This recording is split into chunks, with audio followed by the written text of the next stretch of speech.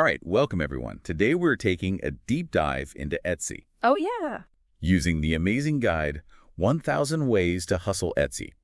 We're going to uncover the secrets to making your Etsy shop a success. Definitely. So if you've ever dreamed of turning your passion into profit, this is the deep dive for you. Etsy's really special. Oh, absolutely. It's not just another online marketplace. It's a community. Yeah. It's a place where handmade, vintage, and craft supplies truly shine. Yes. And the focus is on connecting with buyers on a personal level. Exactly. You're not just buying a product, you're buying a story, a piece of someone's heart. I love that. So let's jump right into it. The guide kicks off with choosing a memorable shop name, which Right. might seem basic, Right. but it's super important, right? Oh, it's crucial. Your shop name is your first impression. Think of it like the storefront in a bustling marketplace. You need a name that stands out, reflects your brand, and draws people in. And practicality matters too. Make sure that name is available not just on Etsy, but across your social media platforms as well. It's like branding 101, but so important. Okay, so we've got that awesome name locked in. Yep. Now, the guide stresses clear shop policies. I know. Not the most glamorous topic. Not the most exciting, but so important. But why are they so crucial? Think of it like this. Shop policies are like setting the ground rules for a smooth and enjoyable experience for both you and your buyers. They build trust, transparency, and let everyone know what to expect.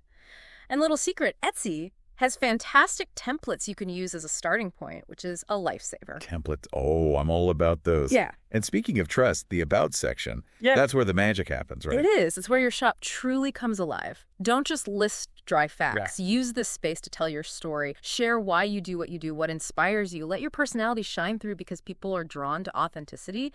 And the About section is the perfect place to showcase it. All about making that personal connection. Okay, we've got a great shop name, clear policies, and About section that's synced. Now let's talk about making those products shine. Photography. The guide says professional-looking photos are non-negotiable. Absolutely. High-quality photos can make or break your listings.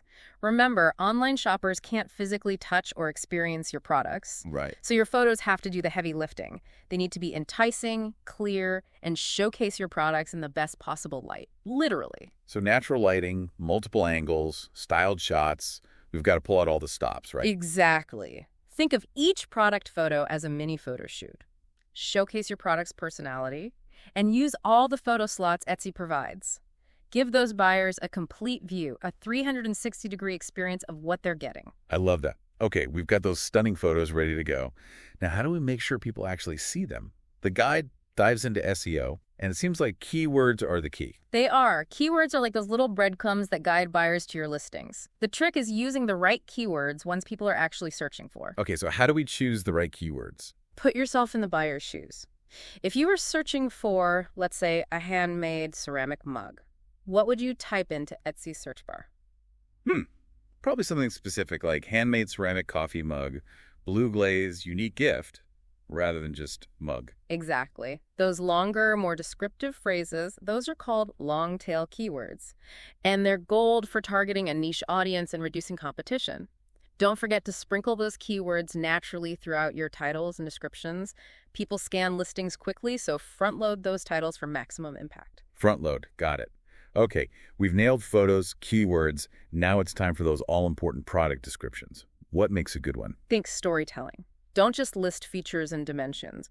Paint a picture with words. Weave a story about the product, its inspiration, how it's made, and the care that goes into it. Share a piece of your creative journey. I love that. It's about making that emotional connection. Precisely. And don't forget about SEO. Use those keywords naturally throughout your description, keep it conversational, and make sure it's easy to read. Okay, storytelling, SEO, we've got it. What about those tags? Tags. They're like extra little signposts guiding buyers to your listings. Use all 13 of them. All 13. Yep. Include variations of your keywords, synonyms, multi-word phrases. Think outside the box. And don't forget about Etsy's attributes. Those are like those super specific tags that help buyers filter their searches and find exactly what they're looking for. So many ways to get discovered. Now, the big question, how much do we charge for these amazing creations? The guide talks about valuing our time and talent. We've also got to be competitive. Pricing is definitely a balancing act. You want to make a profit, but also be attractive to buyers. Factor in all your costs, materials, labor, those pesky Etsy fees, and add a markup that reflects the value you bring. don't undersell yourself. Right, value is key. And maybe a little peek at what the competition's doing. A little research never hurts. Speaking of competition, let's talk shipping. We've got calculated, flat rate, free shipping. So many options. How do we choose? Well, it really depends on your products and target audience. Calculated shipping is precise, but flat rate can be simpler for uniform items. Free shipping is a great incentive, but make sure you factor those costs into your pricing. Got it. So many things to consider. And then there's packaging. Packaging is an extension of your brand. It's the first physical interaction your buyer has with your product, so make it memorable. Eco-friendly options are popular, and consider adding a personal touch. A handwritten note, a small gift, it goes a long way. It's those little things that make a big difference. And speaking of making a difference, let's talk about customer service. It's crucial on Etsy, right? Absolutely. Excellent customer service is the foundation of a thriving Etsy business. Be prompt, professional, friendly, and always go the extra mile. Imagine you're the buyer, you'd want quick responses and helpful information, right? Definitely. And how do we handle those tricky situations like a delayed package or damaged product? Yeah. Turn those frowns upside down. Go above and beyond. Don't just offer a refund, provide solutions, send a replacement, offer a discount or a small gift. Turn a negative into a positive. Love it. So we've got amazing products, top-notch customer service. Now, how do we shout it from the rooftops? The guide talks about Etsy ads, right? Etsy ads can be a game changer for visibility, but it's about strategy, not just throwing money at it. So how do we make sure our ad dollars are working hard for us? Start small, track your results, and gradually increase your budget based on what's working. Data is your best friend here. Etsy provides tons of information about how your ads are performing. Pay attention to those insights and optimize accordingly. Data-driven decisions? I like it. Yeah. And then there's the whole world of social media, right? Social media is like your virtual storefront window showcasing your brand to the world. Instagram, Pinterest, TikTok, even Facebook, they're all fantastic platforms for reaching new customers. And we can get creative with it. Behind-the-scenes peaks, contests, giveaways, influencer collaborations, the possibilities are endless. Absolutely. It's all about engaging content that tells your brand story and drives traffic back to your Etsy shop. And what about those Etsy teams and forums? They seem like great resources. They are. They're like virtual water coolers for Etsy sellers. Connect with other creators, ask questions, share experiences, and learn from each other. It's a fantastic resource for support, knowledge, and even collaboration. Collaboration, I love that. It's all about lifting each other up and creating a supportive ecosystem. And speaking of support, the guide mentions the importance of finding mentors. Mentors can be game changers, offering guidance, encouragement, and that much-needed reality check sometimes. Having someone who's been there and done that, who can share their own journey and offer insights, is invaluable. It's like having a personal guide through the Etsy jungle. Okay, we've covered a ton of ground in this first part of our deep dive into 1,000 ways to hustle Etsy. We have. From setting up shop and creating compelling listings to providing stellar customer service and harnessing the power of marketing, it's been quite a journey. It has. And we've only just begun to scratch the surface. There's so much more to discover. Definitely. When we come back, we'll delve into some even more advanced techniques for taking your Etsy business to the next level. Stay tuned. I can't wait. So grab a notepad and get ready to level up those Etsy skills because we're diving even deeper in part 2. Welcome back to our Etsy deep dive. We've got the foundations in place, so now it's time to, refine those skills and really dig into those advanced techniques. All right, I am so ready. Yeah. In the last part, we talked about how crucial photography is, and this guide dives even deeper into those advanced techniques that really make those photos pop. Yeah, you know, those photos, they're the first thing buyers see, Yeah. so they've really got to stand out. Think about it. You're scrolling through Etsy. You see a blurry photo. Yeah, You just keep scrolling, right? definitely. You're going to click on that listing with the crisp, clean, professional photo. For sure. So what tools can help us up our photography game?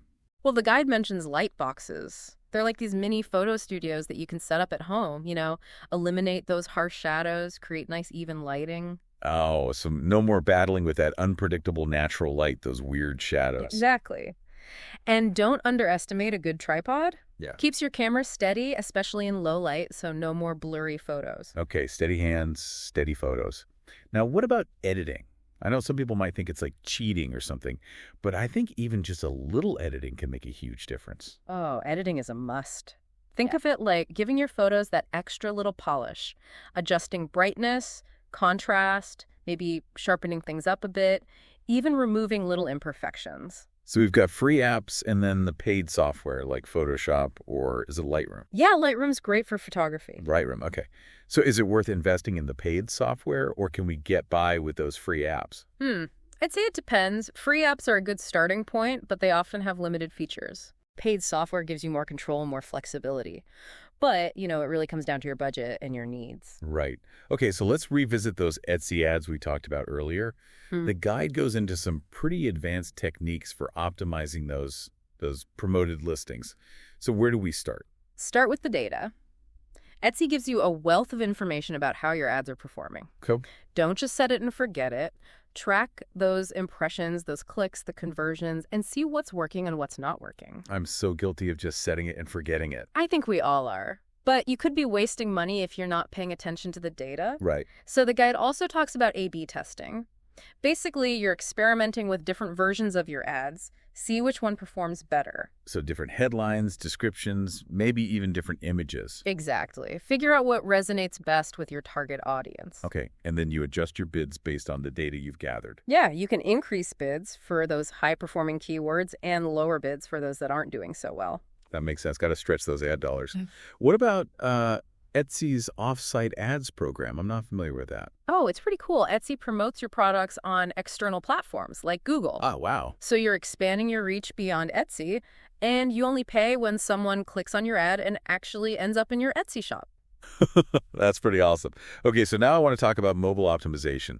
The guide really emphasizes how important it is for Etsy shops to be mobile friendly. I mean, it makes sense, right? We're all on our phones all the time. Oh, absolutely. Most Etsy shoppers are browsing on their phones, so if your shop isn't mobile friendly, you're going to miss out on a lot of potential customers. Yeah, totally. Yeah. What are some things we need to keep in mind to make our shops more mobile friendly? Readability is key. People are scrolling through listings quickly. Keep those paragraphs short. Use bullet points. Use headings to break things up. Make it easy to scan. Yeah, I've definitely been on shops that were like impossible to read on my phone, like tiny font size, giant blocks of text. It's like a nightmare. Oh, it's the worst. So what about font size? That's something we need to be paying attention to. Absolutely. Choose a font that's easy on the eyes and make sure the text is large enough to read comfortably on a small screen. No one wants to squint. So does Etsy have any tools or features that can help us make our shops more mobile friendly? Well, Etsy's platform is already pretty responsive. It adjusts to different screen sizes. But, it's always a good idea to preview your shop on different devices. Your phone, a tablet, even a friend's phone, just to make sure everything looks the way it should. Okay, so we've tackled photography, those Etsy ads, and now mobile optimization. We're becoming Etsy pros. But I think it's important to remember that it's not all just about the technical stuff. The guide talks a lot about building a brand, which I think is so important for that long-term success. Right. You're not just selling a product. You're building a brand. You want people to connect with your shop, to come back for more. Think of your favorite brands. Yeah. They're memorable. They have personality, a style, a story. Yeah, they're not just selling like a thing. They're selling an experience. So how do we do that? How do we build that brand? Consistency is key. Maintain a consistent brand identity across all platforms. Right. Your Etsy shop, your social media, even your packaging. Think about your logo, your color scheme, the style of your photos, even your tone of voice. It's like creating a world that your brand lives in. Yeah, exactly. And it should be a world that reflects your unique personality and values. I love that. And speaking of personality, the guide talks about packaging being a great way to really showcase that. So we're talking more than just a plain brown box, right? Right. Choose packaging that reflects your brand. Whether it's elegant and minimal or colorful and quirky, it's that first physical touch point, so make it memorable. And the guide is really big on eco-friendly options, right? Yeah, sustainability is important to a lot of people these days. And you can even add a personal touch, like a handwritten thank you note, a little gift. Those little things can really make a difference. They totally do. It's about creating a connection. So once those beautifully packaged orders are out in the world, we can keep the conversation going through social media. And that's really where we build that community, right? Yeah, social media is such a powerful tool for connecting with your audience. And it's not just about posting pretty pictures. It's about engaging with your followers, sharing behind-the-scenes glimpses of your process, maybe running contests or collaborating with influencers. Right, and using those stories to really bring your brand to life. And what about email marketing? I know we talked about it before, but I feel like there's so much more to learn about using email effectively. Email marketing is all about nurturing those customer relationships. Make it personal, segment your list based on their interests, and offer, maybe exclusive discounts or sneak peeks. So don't just send out generic blasts. Make those emails count. Okay, and for those of us feeling super ambitious, the guide also mentions blogging. Yeah, blogging is a great way to position yourself as an expert in your niche, drive traffic back to your Etsy shop, provide valuable content to your readers. Like building that content hub for your brand and your passions. Okay, so we're building the brand, we're building that community, we're marketing our hearts out. But as those Etsy businesses grow, it can feel really overwhelming, right? Oh, yeah. So the guide talks about scaling. How do we grow without losing our minds? Scaling is all about working smarter, not harder. So that might involve outsourcing certain tasks, like customer service, social media management. I'm terrible at delegating, but I guess sometimes you just got to let go, right? Yeah, it can be tough, but it frees up your time and energy to focus on the things you're really good at, the things only you can do. Makes sense. And what about hiring employees? Is that something we should be thinking about? As your business grows, you might need an extra set of hands. Yeah. Hiring employees is a big step, but it can be rewarding to build a team of people who share your passion. It's like taking your business to a whole new level. But even with a team, you still need to streamline those workflows, right? Make things as efficient as possible. Absolutely. The guide talks about identifying bottlenecks, those areas where things slow down, figure out those pain points, and then find ways to smooth things out. Constant improvement. And for those who are really looking to expand, the guide talks about diversifying income streams. So what does that look like on Etsy? You could try other online platforms, maybe create your own website. You could even venture into wholesale if your production allows. It's about spreading your wings and exploring different avenues for success. So many possibilities. Okay, before we get too carried away with world domination, let's talk about something that's super important but often overlooked, the legal and financial side of things. Yeah, we got to make sure we're protected, right? The guide is really big on protecting your intellectual property, trademarking those brand names and logos, copywriting those original designs. It's about safeguarding your creativity and your hard work. Yes, protect those creative gems. And we've got to make sure we're not stepping on anyone else's toes, right? Exactly. We've got to respect the intellectual property of others. Ethical business practices, all that good stuff.